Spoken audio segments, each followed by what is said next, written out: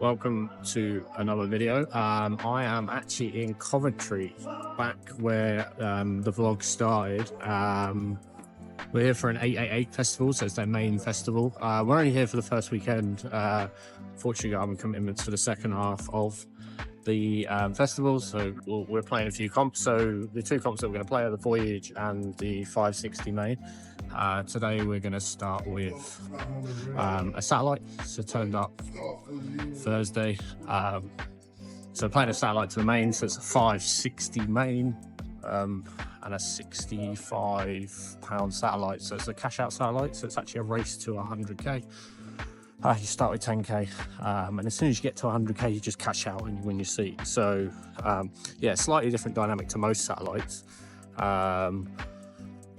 We're actually doing okay actually, so we're at the second break now.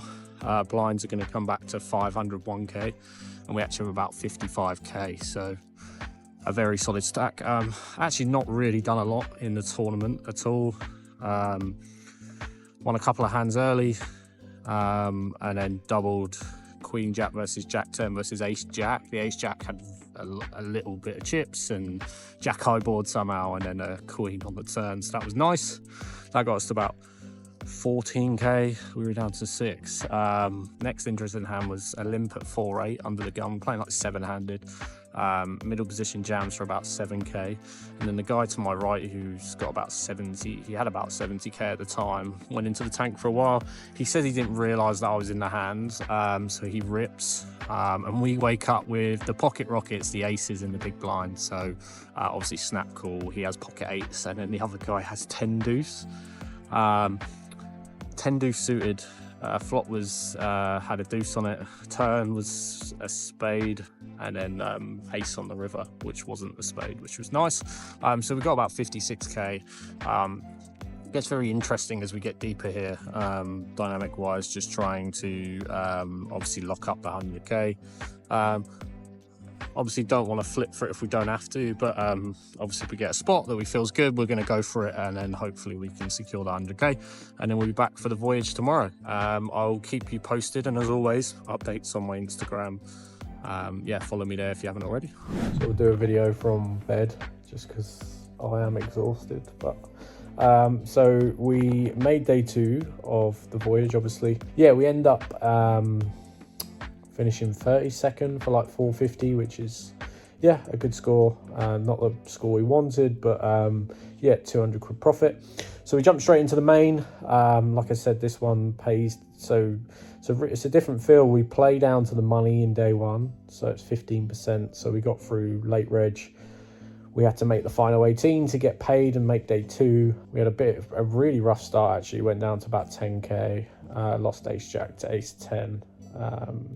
Yeah, probably should have took a break before jumping in, but it is what it is. And then yeah, we ended up spinning to about 100k. Ace 10 versus ace 7, ace queen versus ace 10, and then ace queen versus jacks, which was huge, which got us to about 70k. Won some nice pots, got moved table, again another tough table, grinded down to about 10 bigs with about 14 away. Then got really lucky, ace 7 versus ace 10, ace 7 versus ace queen, flop 2 pair, which was nice, and then just went on an absolute heat at the last for about 2 or 3 levels. Managed to get a full double with aces against ace queen, against king queen on a king high board.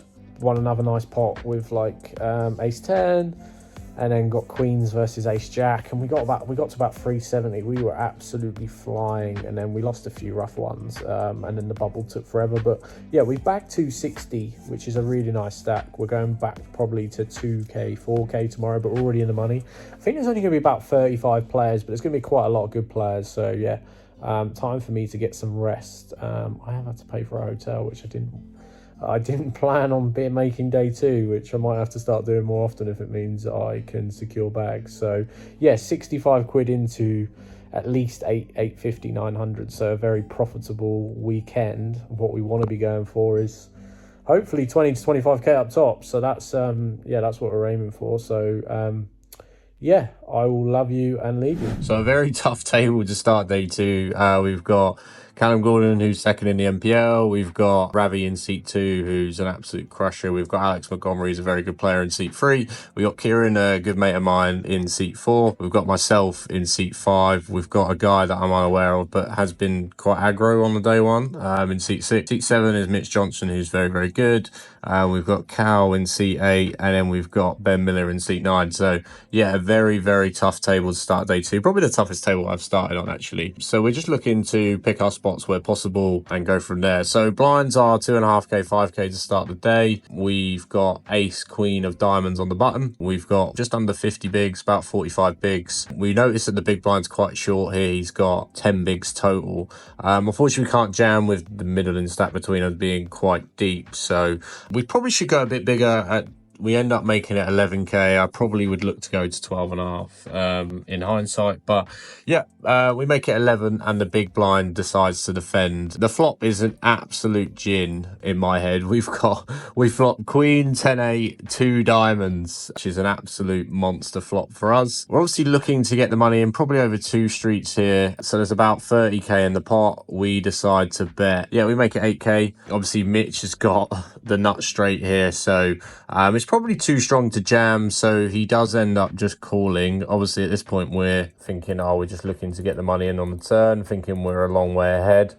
King of spades on the turn. I just don't think he's got much King X. I think most King X and Ace X would have jammed pre, so I feel like I've pretty much got the nuts here, unless he's got like a 2 pair of some sort, like 10-8, queen 8. Obviously we block that in some way. So when the turn comes to king, he checks again, and we decide to obviously put him all in.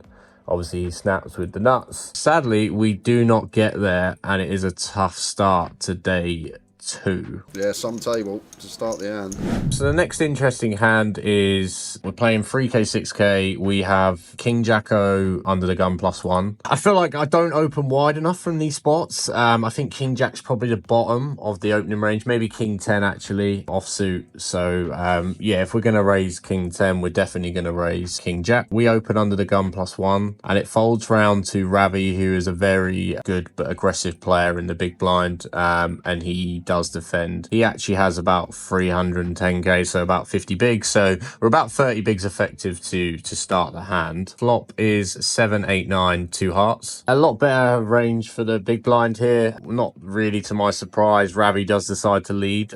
He makes it 16.5k, I believe it was, exactly half pot. Not a lot else we can do here with backdoor flush, backdoor straight, 2 overs. We do just decide to put the call in here, and then we get the gin turn. Actually, we get the offsuit 10 of diamonds on the turn. I don't know here. I thought Ravi might slow down. This seems like a better card for us. We have a lot more Jack X than he does, but he can still have a lot of straights too. He can have Jack 10. He can also have Queen Jack, etc. So he does decide to bet. I believe he bets 33k. Was it on the turn? Yeah, 33k. So again, another half pot sizing. Good sizings from Ravi here to be able to set up a potential river jam if you decide to do it. There is nothing else that we can do here. I did contemplate raising, but we don't really achieve anything. Always bluffs give up, and always good hands will just continue. So we want to keep our customer around, so we end up calling. So we've got about 126k left. There's 132k on the pot, and then the river is an inconsequential ace of clubs. Nothing really changes from the turn. I guess all of my ace X of hearts now makes a pair, but we aren't loving life with this river. So I did expect Ravi to potentially give up quite a bit. We've already made our mind up. If he's got Queen Jack, we're just going to go over our hand. He does end up using a time bank and decides to jam with his 5 high. Obviously, don't hesitate to put the chips in. As you can see, we snap call and we have King Jack. So a very good pot for us. Back up to probably a high point, actually. We started the day with 260. We're now up to 384. So yeah, 67 big blinds, which is yeah, a really nice pot for us. And John just playing call. He's the kind of guy that will be going after it, Ravi. You know every chip's in play when he's sat on the table. So moving on to the next one then, again against our mate Ravi. There's been a dynamic where he raised, I free bet him, he folded. We've had an ace jack v ace jack hand that went all in, so he's actually blinded down now to, we're playing 4-8k, he's got 9 bigs in the effective low jack. So he basically half stacks here, so he puts I think it's 40k and maybe 30k. 45k he put in pre-flop, so he's half stacked here. So I guess this move is, if a couple of people go all in behind, he can fold, and we're also on a pay jump ladder. We wake up with ace king on the button, so we make it 90k. We are hoping for a bit of action behind, but also to isolate his all-in as well, or his effective all-in. He does decide that he's going to use all 6 of his time banks. So going to throw in some time banks, and we are on a ladder tower. It is £50 extra in the pocket if we can outlast one more player. So Ravi going to sit there and just mooch about for a bit.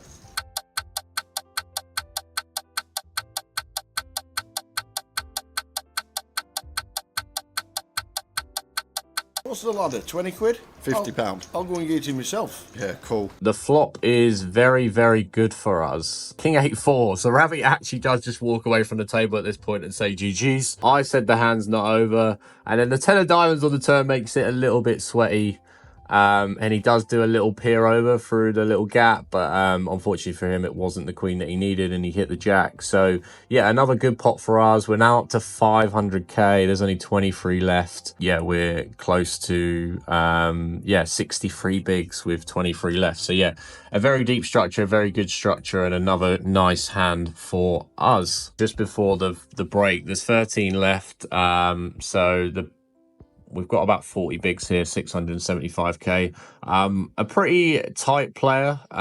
He's been grinding a short stack pretty much all day, but a very competent player. He opens ace jack from +2. Folds round to us in the big blind. We've got jack 3 of hearts. It's one we just have to defend for the minimum. There's nothing else we can do. So 72k going into the pot on the flop. Jack 8-9, which is, I guess, a good flop for us, but not a great flop. He has a lot more of the queen 10s, king queens, etc. We expect a lot of c bets. He bets about 40% on the flop. Nothing else we can do apart from call. As you can see, our favourite dealer, Ben Anderson, is dealing, which we make jokes about how much of a bad dealer he is for me. And this couldn't have been a worse flop, considering he's got ace jack and it's a jack high board. So the turns are 6. Mingru actually decides to bet, I think it was 92k on the turn, which I'm not particularly loving here. There's not much I can do. I did actually contemplate a jam, but again, thinking about it, jam doesn't achieve anything. We fold out his bluffs and he calls with value and potentially straight draws, etc. So we just have to basically hope that he slows down on the river. I do end up using one time bank and end up making the call. The river is the 9 of diamonds, which is actually probably a good card for me. Saves me a little bit of money. We can still have a lot of 9x. So it goes check, and we actually lose that one. So there wasn't anything really that happened between now and then we actually make the final table, which is obviously great news. Our first final table on a Grosvenor stream, which was really nice to do. So got a nice photo there. And then early into the final table, probably third hand actually, it folds to the button. He jams for 10 bigs. He's the clear short stack. We come in 7 of 9. He is 9 of 9. He jams 7s, our favourite hand from the button. Always coming 7. We look down at ace queen. This is a snap jam, snap call, and we're off to the races, as they say. Not holding out much hope with Ben dealing, but we do see the Barry in the window, which is really good. And unfortunately for Andrew, he doesn't find any runners, so we end up winning that one, which is a nice pot for us. Back into the middle of the stack. As you can see, we are now 5 of 8. A good start to the final table, which is what you always want when the prizes start to mean something. This next hand is really, really interesting. So we look at ace jack, we make it 60k. We're playing 15k, 30k off 20 bigs, so just under 600k. The guy next to act, Mingru, who again has still been grinding this short stack. He's been a bit more aggressive on this final table. He's a very good player, so he's capable of some free bet bluffs. He actually makes it 150k. Obviously, seeing his hand, we're obviously wanting to put chips in the pot. We're ahead, etc. But his actual free bet is quite annoying for us. Just talking through like my thinking in the moment, we don't want to fold. I feel like we're too high up to fold. We don't want to jam because I feel like only better calls. So I actually land on clicking and making a 4-bet here. It's a 4-bet bluff. I don't do many of those, but I felt like if he jams, he's clearly got a better hand than us. There's no way that he 5-bets a worse hand. I didn't believe he could ever call. I felt like we were too shallow for that. And obviously a fold is a great result. We pick up a 150k before anything else happens. He thinks about it, uses one time bank, and then we get the fold, which is great. There was talk on the stream that he could potentially call here for the price. I just don't see how he can ever call with the stack to pot ratio behind. So a nice one to pick up there. In the moment, I thought I was bluffing. I thought he may even get ace queen to fold with the 4-bet. It looks very aces kings heavy. So a nice one to pick up. There was a couple of quick bust outs, meaning we laddered to 5th, but again, still not getting any hands. And then we look down at queen 8 off in the small blind. It folds to us. Like I said, there's now 5 left. We decide to jam this one for 11. Ben in the big blind. He's got a lot of ICM pressure on him too. Sadly, it's a time where he wakes up with a hand. He snap calls pretty much with ace jack. John Glenn at risk. Could be 2 in a couple of hands here. We could be down to 4. Oh, The queen. unlikely now. It will be down to 4. Backdoor spades available. Or just an ace. Oh, you've just absolutely nailed it. Ace of The hearts. poor old lad sat there thinking he's doubled up. And 8's no good for Ben, so just the queen Oh, man. does not find it. So we're going to lose John Glenn. Sorry, No play, ace. Glenn. No play, Mr. Glenn. Yeah, we sadly finished 5th for a score of £5,480. The tournament cost us 530. Sorry, it was a 550 buy-in. We actually got in on a satellite, which was even better. So the satellite cost us £65. So we actually turned £65 into $5.5 grand. Obviously, we had a big deficit from Goliath, which was about £4.5 grand. So we're bound about £600 tournament poker money in the last since we turned pro. So we've basically eaten into that deficit, which is really good. I was absolutely buzzing with that result. I feel like I played my best. There was not much else that I could do differently on day 2. It would have been nice to get a bit more run of cards on the final table, but that's how it goes sometimes. We had all our cards before that, so no complaints. So that's it for another video. So yeah, it was a great few days in Coventry. Really enjoyed it. Thanks for all the love whilst I was in, people watching the stream, and obviously people keeping up to date with the updates on Instagram and Facebook. Yeah, it was, like I said, a great experience. A very tough field, especially on that day 2 starting table. But yeah, they're the battles that I want to be having. They're the battles that make you a better player. So yeah, plenty to learn from, plenty to improve on, and also nice to get a score, which you guys are going to be able to see. The reason for a lack of videos is more just to do with not being able to record any of the footage. So the fact that we've got a stream that we can use for content and also for you guys to watch, just in general, is great. The final figures, so we were in for £285, including so that was the satellite ticket, and then obviously the mini comp that we haven't really talked about. We ended up min cashing that for about 450, and then obviously the 5.5, so just under 6k did we that we managed to cash for, so a nice healthy profit, and reducing that deficit right down, which is which is great. If you enjoyed the video, then please like, and then also if you haven't subscribed yet, if you could subscribe, that'd be great.